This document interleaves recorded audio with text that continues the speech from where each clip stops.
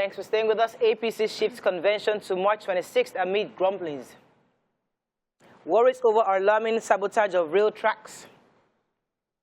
Electoral Act, don't push Buhari. Okorocha for court today. Court declines Abakiari's release request.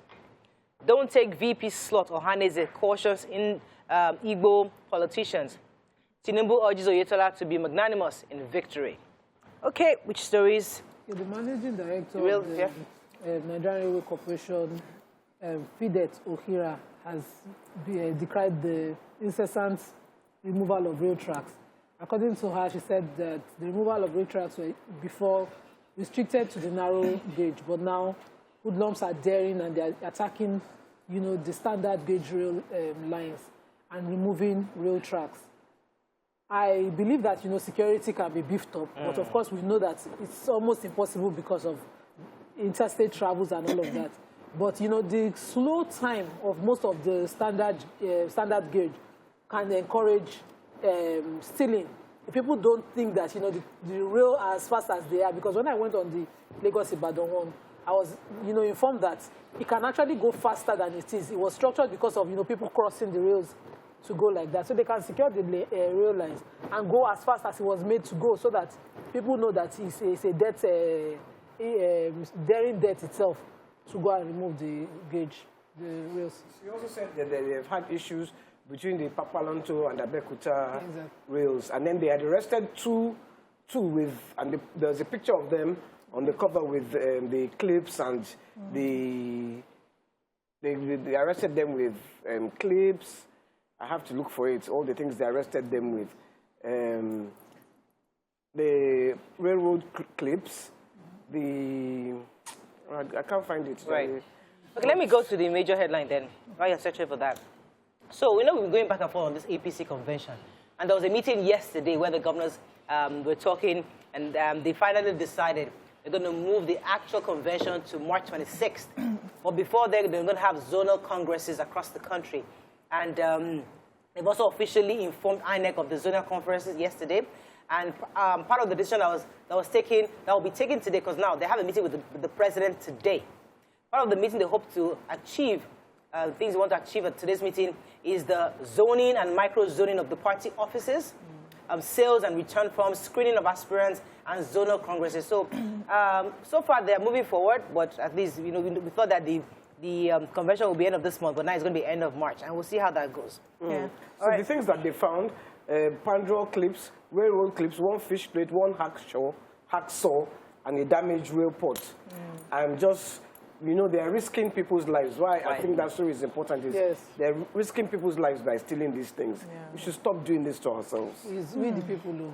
Haneze Ndigbo is reiterating that the Southeast will not accept the position of the vice president in the 2023 general elections that is going to be coming. They said that it's the turn of the region to produce the president, and they are warning Igbo sons and daughters not to compromise.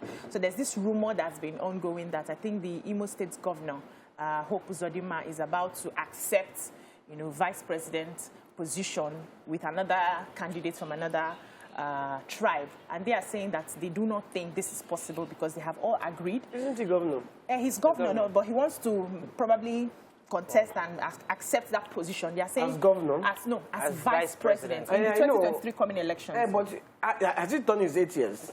It's 4 years now, YK. That's the rumor. So it's actually a rumor. Yeah. So, but Haneze Ndigbo is saying that he's not among the people who have given, notified and given their interest that they're going to be contesting. They said the person who they've heard from is Dave Omahi, that's the Ebonyi State governor, and Professor Kingsley Mogalu. We already know that. So that any other person who takes that position as an Igbo person, as the vice president, will incur the wrath of Igbo people. Moving on quickly to the Punch. Subsidy. Labour fumes as IMF wants FG against fresh borrowings. NSCDC arrests 6 Beninese for smuggling petrol out of Nigeria. South-South APC lawmakers endorse Yahaya Bello for 2023.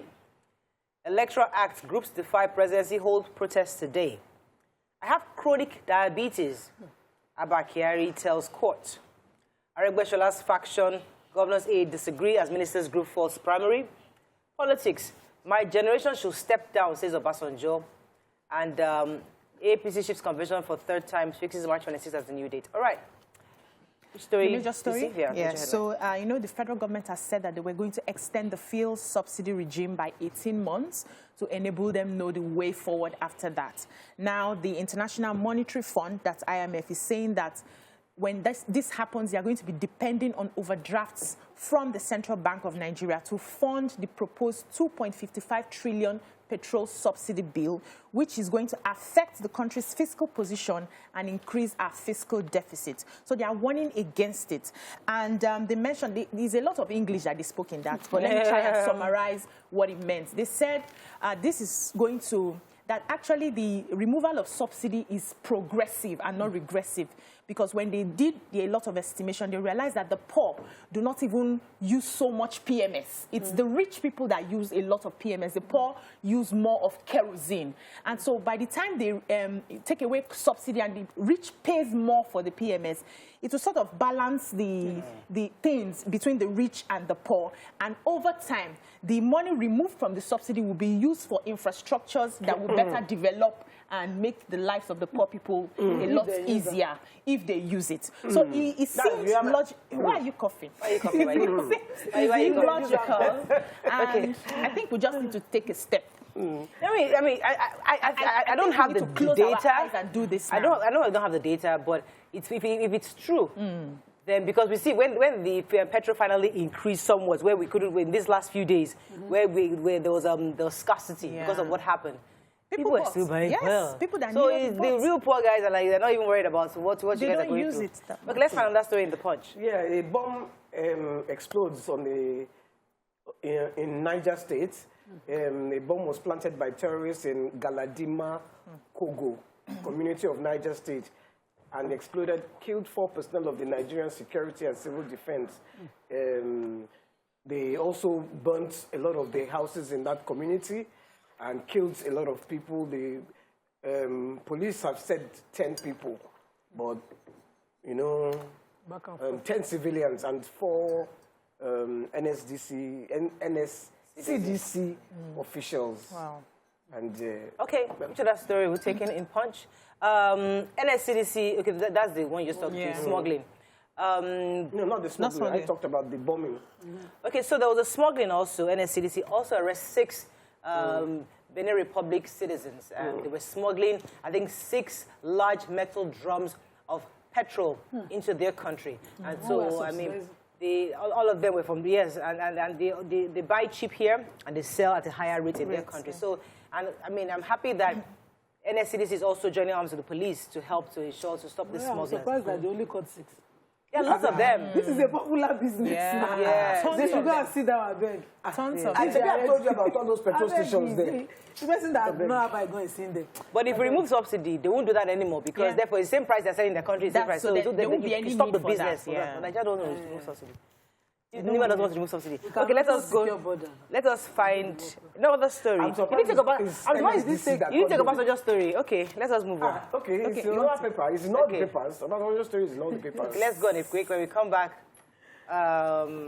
we'll move on to other stories. Stay with us. We'll be right back.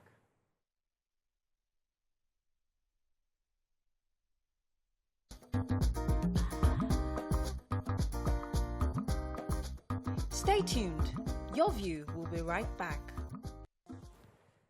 Thanks for staying with us. Moving on to Daily Sun. Convention APC settles for March 26th. Alleged 2.9 billion naira fraud. Okrocha orders arraignment today. Nigeria orders missing in top global LNG exporters. 50 million out of school children, potential Boko Haram insurgent, says Obasanjo. Drug deal saga, court denies Abakari bill. I'll be fair to all, Olubadan assures subjects.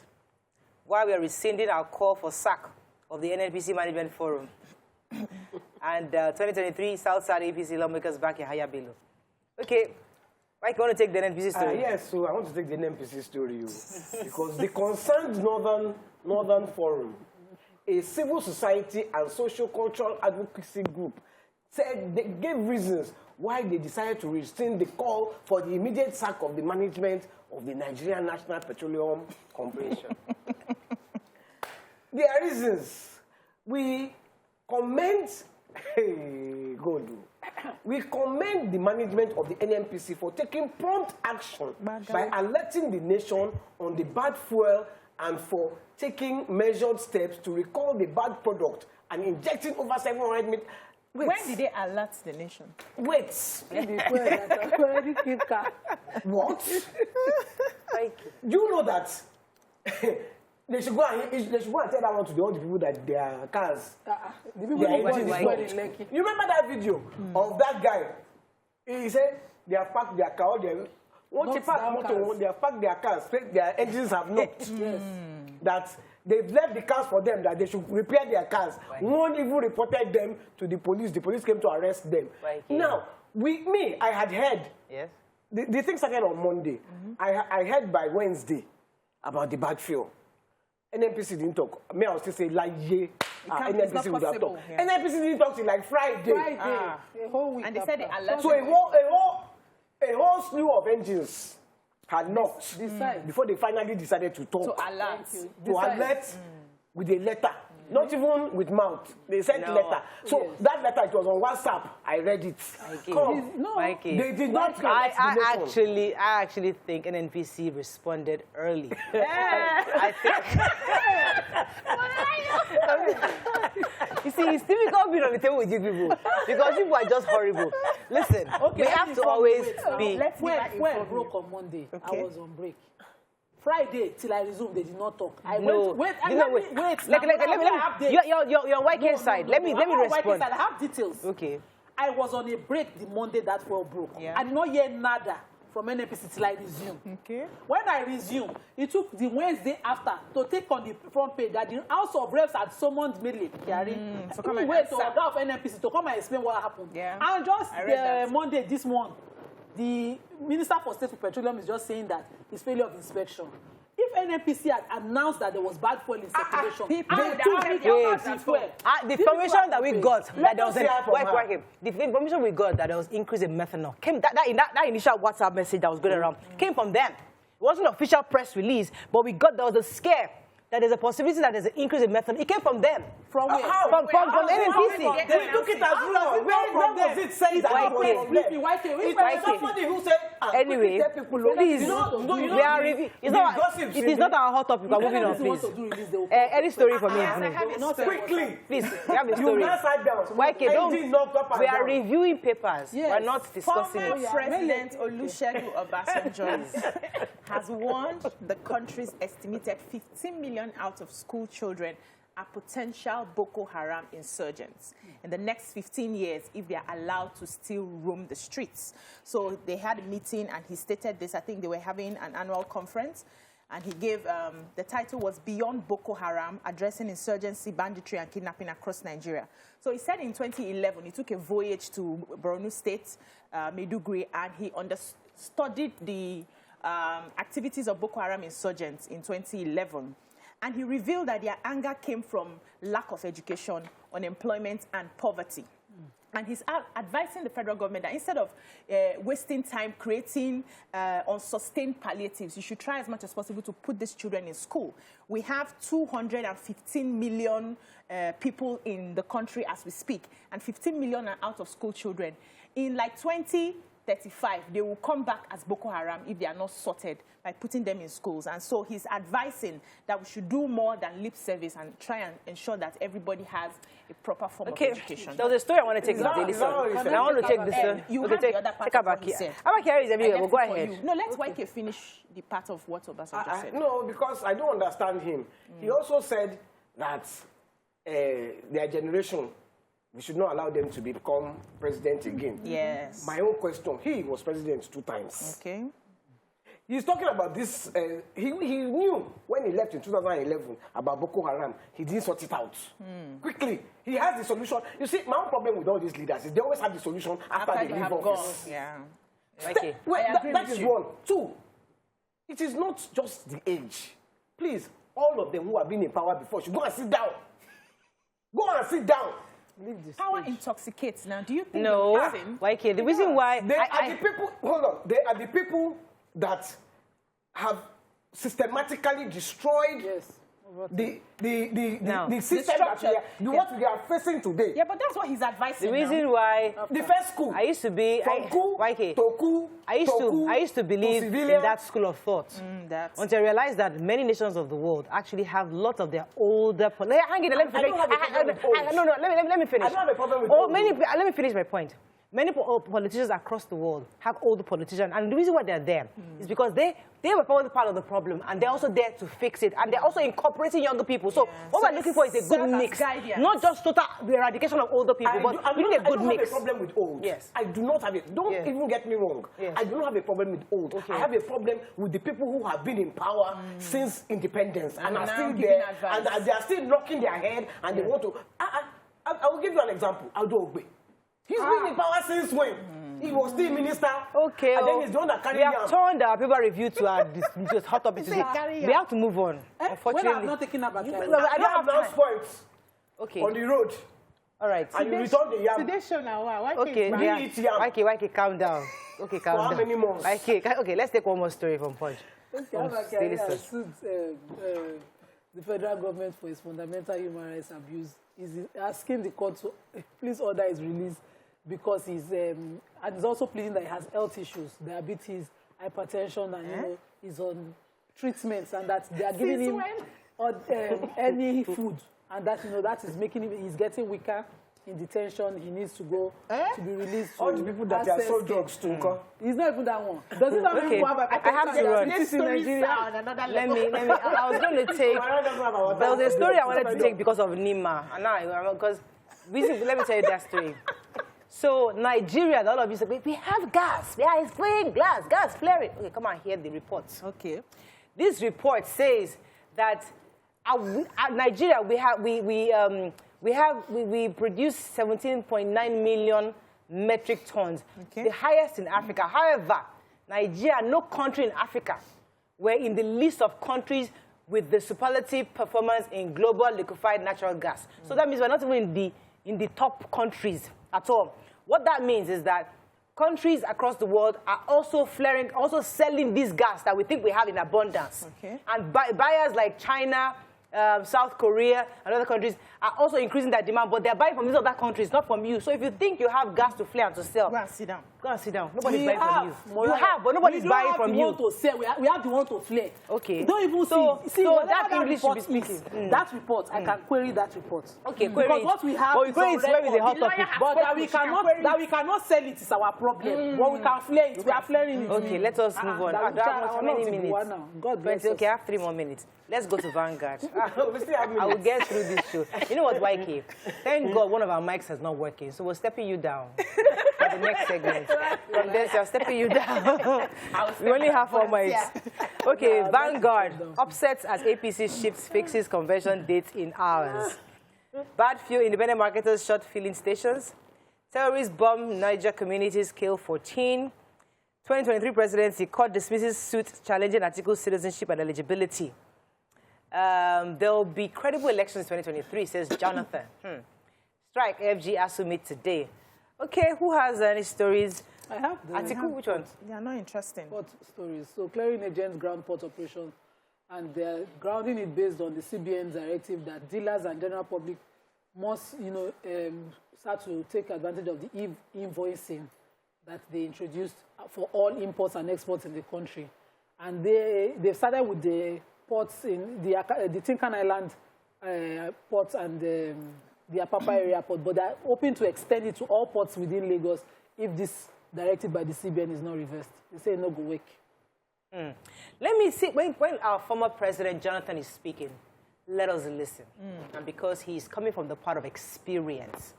So the former president, Goodluck Jonathan, has said he was speaking at the ECOWAS, YK. I'm stepping you down, don't worry, after this review. After he was speaking during the ECOWAS strategic retreat they had in Lagos. And he said, I believe elections in Nigeria will be credible. Elections will come and go. From 1999, when this present political dispensation started, we have been going through lots of political issues, and people thought that the nation would implode.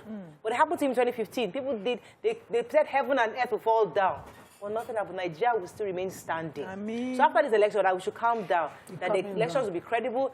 Just go and get your PVCs and vote. So when Jonathan has spoken, we must listen. Amen. Amen. All we can say is amen. Okay. What do you want us to say? What other stories in Vanguard? What other stories? Just You the shouldn't just go and article, contest.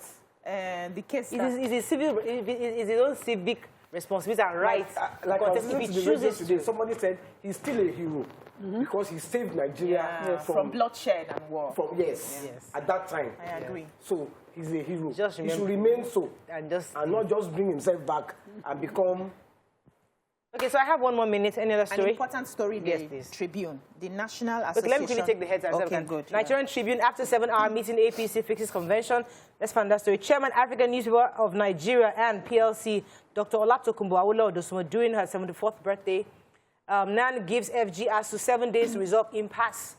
And my health is deteriorating, says Abakiari. So the National Association of Nigerian Students, NANS, they have commenced mobilization of students for nationwide protest against the industrial action embarked upon by the Academic Staff Union of Universities, that's ASU. Now, the student body are also giving the federal government and ASU 7 days ultimatum to reach a compromise or face the consequences of their next line of action. What they plan to do is to block all the major roads, block all the secretariats. They were complaining that at the end of the day, after this ASU strike, they would have a meeting. ASU officials will be, paid their dues. The federal government's staff who is involved with all the negotiations, they will get their salaries. But the students are the one who would lose at the end of the day. So they will suffer, they will lose their age, you can't reverse that. The accommodation they've paid for in school, you can't reverse that. A lot of them lost out from NYSC, they were not able to go because they had passed the age. Some of them are not able to get jobs because they have passed the age. That they are not supposed to be paying for the sins of the federal government and ASU, and that needs to be sorted. So after the 7 days, if they do not respond to them, which is going to be like on the 28th of February, they will go on a full-blown strike. So there's very fantastic news I saw in this day. I think I'm going to start reading more papers, more stories in this day. So it says that technology startups in software development ecosystem in Nigeria and other African countries have attracted lots of investment and support across the globe. Over 700,000 software developers across Africa continue to break grounds.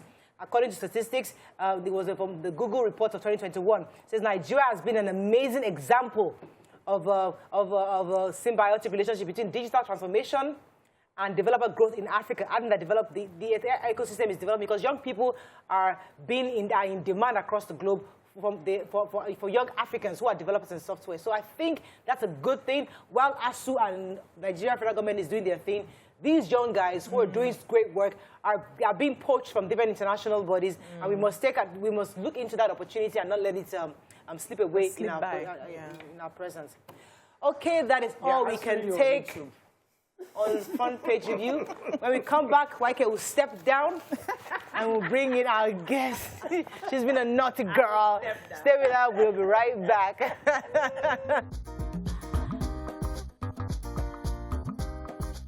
Stay tuned. Your View will be right back.